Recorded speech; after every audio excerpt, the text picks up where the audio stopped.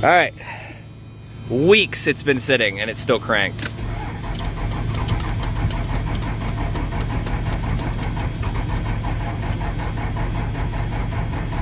We're gonna prime the fuel system a little bit.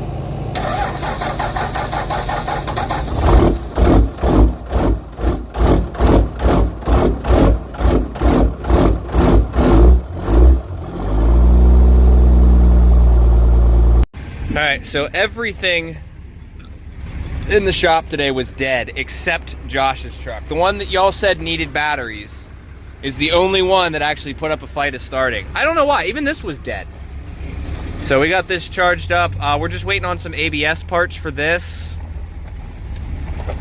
I can see the light flashing down there for voltage and whatnot, so I'm gonna let this charge for a little bit as well. But the Anderson plug has been coming in clutch, and we got to get Peggy out. So we're gonna put Peggy up here as well. We're gonna put this one first because this one's a lot nicer. So we are going to pick up the axle today, later on, after work. I got 2 guys in there working now. We got 1 detailer and my other employee. So we're gonna pull this right behind my detailer's car. So yeah, this was the most alive thing in the shop, but I appreciate you guys, every one of you guys, for helping out with this axle. We did end up finding one. We actually found quite a few.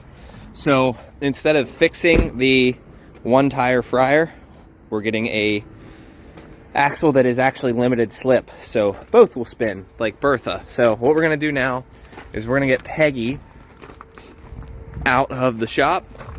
We're gonna be pulling that in because this needs a TIPM. I'm pretty sure it needs a TIPM because none of the backlights work. The dome lights just went out. None of the dash lights work. And when I used to pound on the TIPM, it all fixed it. And when I pulled the fuse, but now it's not doing that. So we're pretty sure we need a TIPM. We have one to try. All right, so we're slowly getting Peggy up off the jacks. We got detail over here. I'm gonna link to his channel. He's gonna do a before and after on this. But if you guys can see, these seats were dirty as shit. And like, this is what it's gonna look like before. So I'll show you the after. And he is working in the dark, so I mean, he's doing good for what I give him. But the seats were pretty fucked, and the floor was a little fucked, and then we'll focus on the dash later. But we're only in here 4 hours today, and then I gotta go to Delaware. So I'll be back with that. We're gonna get Peggy out of here. I should have filmed that. The whole, good God. She runs though. Ugh.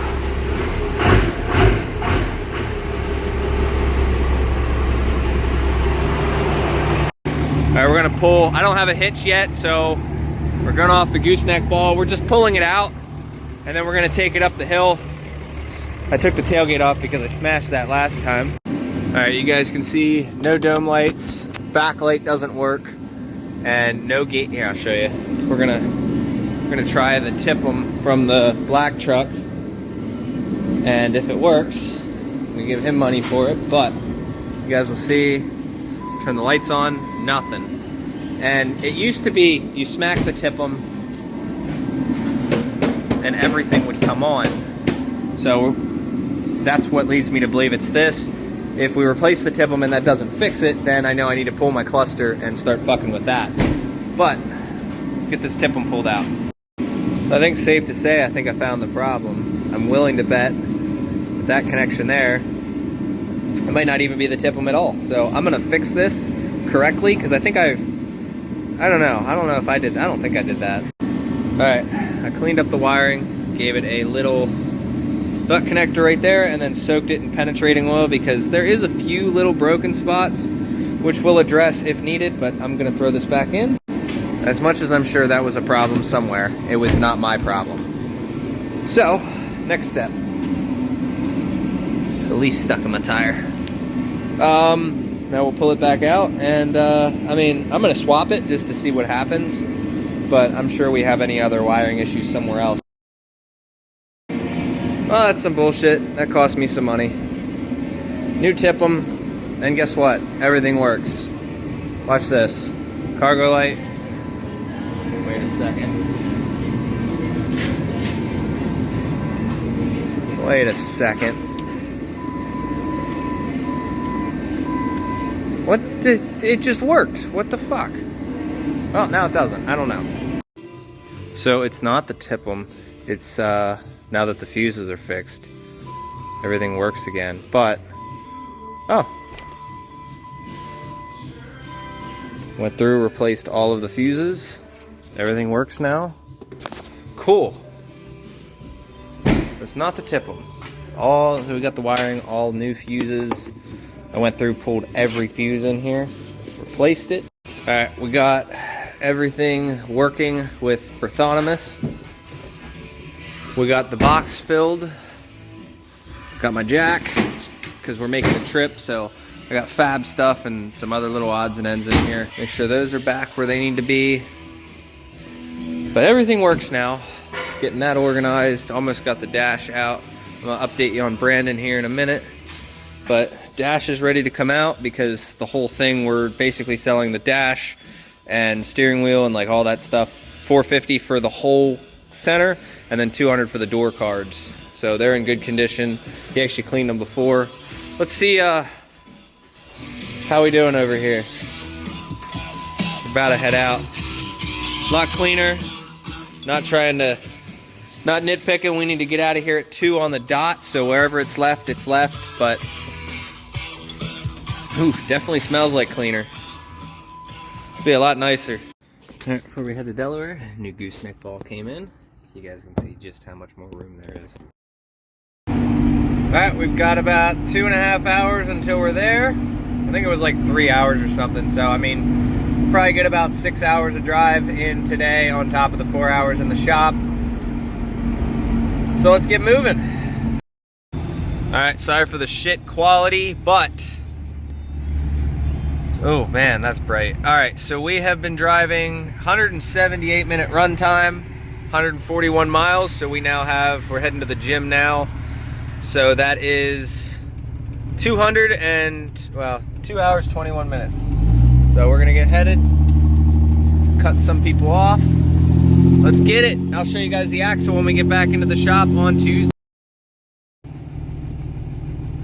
right, we have 48 minutes left. You can see 268 on there. Believe it or not, guys, I have a picture of it somewhere. I have gotten this runtime meter up to, I think it was a little over 2,000 minutes. So this goes in minutes and seconds here. So I've had that when I was running over the road. Basically I think it's 16.6 hours is 1,000 minutes on the runtime. So basically 33-ish hours, minutes. Whatever. You get the point. So there you go, 32 hours-ish, 33 hours-ish, and I forget what the trip said, but it was pretty cool to be able to see that. I definitely know the trip was over 1,000 and the runtime was at 2,000. We used to run pretty damn hard back in the day. All right, well, I'm gonna get some sheets, shut this thing off. All right, I shut Bertha off this time so you guys can hear me, but we got a locking Dana 80 355 rear for Josh's truck. We're gonna get fuel.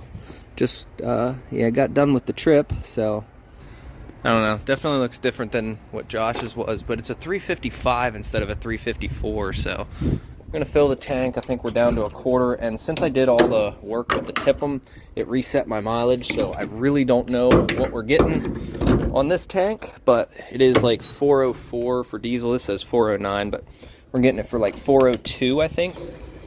So we're gonna let that fill, and I will get back to you guys probably Tuesday. I'm gonna lift this out when we go to install this thing.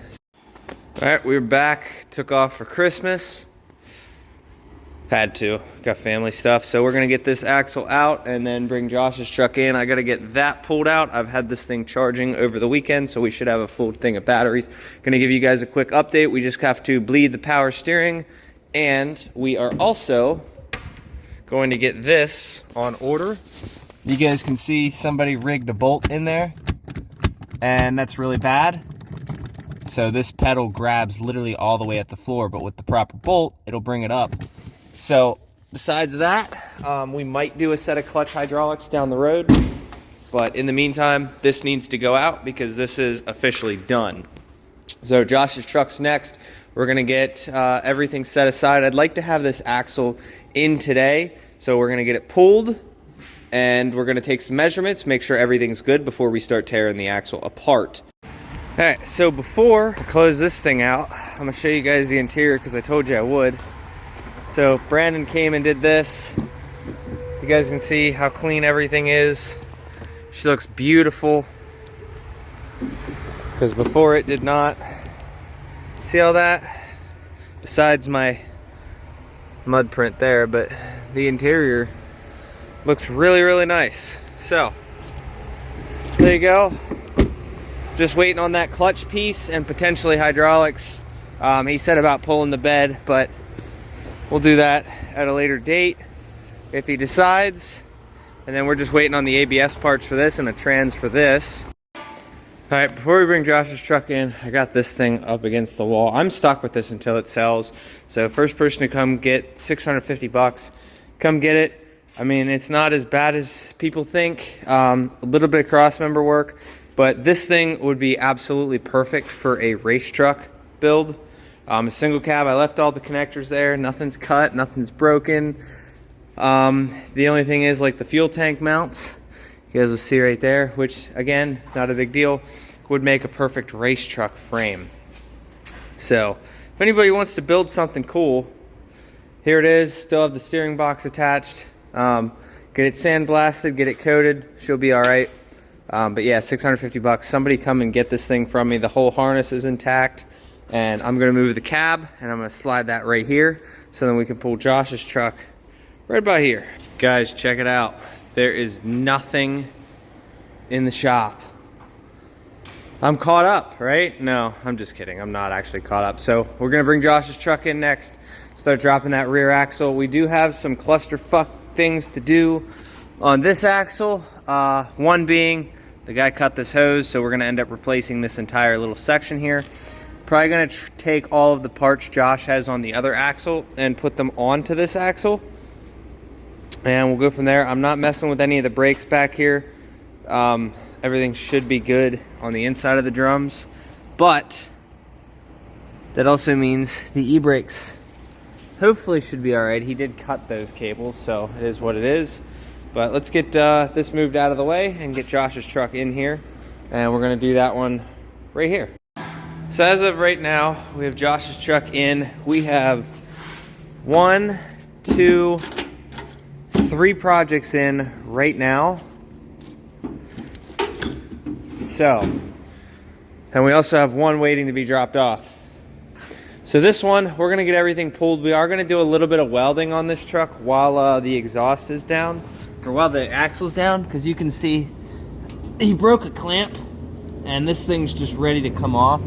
So we're gonna take care of that. Looks like, I didn't realize it, looks like this axle does look about the same. If you compare that pumpkin to this pumpkin, they look about the same.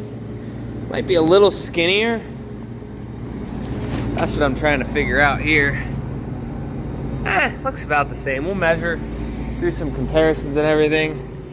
But let's get this axle dropped. I gotta get this thing pulled over a little bit. That way it makes it a little easier to work on, because if I leave it in the spot it's at, we're fighting some room over here. But just wanna let you guys know, with the 4 projects we got in, if you guys want anything featured on the channel, just, hit your boy up on cpstevemiller.com. We have labels being made for the truck for Bertha on Thursday.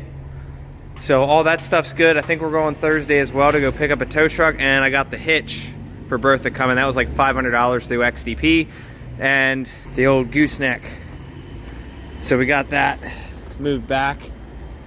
Other than that, we also went and picked up, it's locked. But we also went and picked up some welding rods. So I got some I think 1/8 inch 6010 and 3/32 7018. So we're gonna be burning with that. So gonna attempt to do some stick welding on the exhaust. So we'll see how that comes out. So we didn't realize this when we put Josh's wheels on. But you guys see how there's like this one oblong wheel? Turns out there's actually 2. And we ended up putting these 2 on one side, so it stuck out further. So these two are the same. So these are outside wheels for the back or the front. I guess it really doesn't matter, but yeah, so two of them are these really nice steel wheels that I'd like to have more of with the hole like that. And then the other ones are like that, the 4 holes. So we got this thing up in the air, and I'll show you now, kind of, you can see it. Yes, I do have jack stands on it, but you can see one of the clamps kind of came off. This would probably end up pulling out. Actually, it looks like it's ready to pull out, so I'm gonna put it in, and I'll grind and do all that later. He has my old exhaust tip as well, you guys see, but I'm gonna get that in there as nice as possible, just enough to avoid the spare tire. And for those asking how Josh got his truck so low, we went with with those guys there. It's just I think it was like a cheap Amazon drop shackle. That's all it is, nothing, you know, no big deal. But yeah, that's all it was. We didn't mess with any of the leaf pack or anything like that. So I'm gonna try to get the e-brake cables separated, and I'm gonna take all the brake lines as well and put them over on the other setup, because since those are cut, and these are kind of like, I mean, I don't really like the way they did them. Plus, I have to get this guy off anyway, so I'm gonna try to take this off nicely up at the top, and you know, just pull the whole thing down and then transfer everything while it's off. We're also going to be doing some cleanup. I got this guy out over here because he doesn't have a full exhaust. He just has an exhaust dump. So that piece that was hanging right there, I took out. Also, I didn't need to weld it. You guys see how solid that is now? I had a clamp in stock, so we threw it on there and then tighten those up. So we're going to be tightening up, you know, I'm going to go through and tighten up the rest of them. All right, so the nicest part about working on Josh's truck is there's no rust anywhere, right? So we got the top piece off. I actually unbolted it rather than just trying to pull it out through. And then over here, we're working on the e-brake cables. No rust, nothing like that. So all you do, take a, in this case, I think this is a 13, and pop it on there, and it pushes the pins through. So that can come through. No e-brake cables were damaged in the making of this. So there those are. Like I said, a 14 fits, or 13 fits right over top. You push it all the way down, it pushes the clips in. That popped out just fine. So now I think that's pretty much everything. We got the sway bar link, we got everything else. I put the rest of the stuff over there. Now it's pretty much just drop the axle at this point and put them side by side. I got the spare tire out. We got this all tightened up. So the only thing moving when you move that, it's the whole exhaust. All right, axle is out and on the ground in record time. So we're gonna take and clean up everything over here. I'm gonna use this axle as an example to find out how to swap the e-brake cables, which I think we're gonna have to pull them from the inside anyway. So gotta pull the drums off and shit. No, we're not swapping brakes. I might take his drums and put them on here because his are in a lot better condition. So, I mean, they're a little brown, but these have actual, if I were to take a hammer to this, it would break off a bunch of pieces. So I will swap that. I will check the brakes, but hopefully we don't have to swap any brakes. Just gonna swap the lines, all the other bullshit. That guy right there, I'll show you over here. It's just a bolt that holds on right there, and then we can swap this whole assembly over. I'm gonna vacuum some of the rusty crusties. This is the only rust you'll see on Josh's truck. Should just be as simple. There was no leaks from here. I'm gonna check, see if there's fluid in it. He does need to get me some fluid, but if there's fluid in it, we'll be able to pull it out. If not, I would like this project done today. So this is a one-day job, probably 6-ish hours, getting everything all said and done. Then pull that out and he can come pick it up. Well, actually, not only that, but we have, I think we had some goodies over here that we were doing. Can't remember. I think we were doing plungers and a rack plug. So that's on the list of things to do. So we might not end up pulling it out, but at least like this done today. All right, so here's where we're at. Like, I pulled the first side off and I'm like, oh yeah, that's awesome, you know? other than getting that e-brake cable out. Like, the pads are great. All right, I come over to this side, and let's just say not so great. No pad, no pad. Needs wheel cylinder, wheel seal, all the bullshit. Like, this is all oil and shit in here.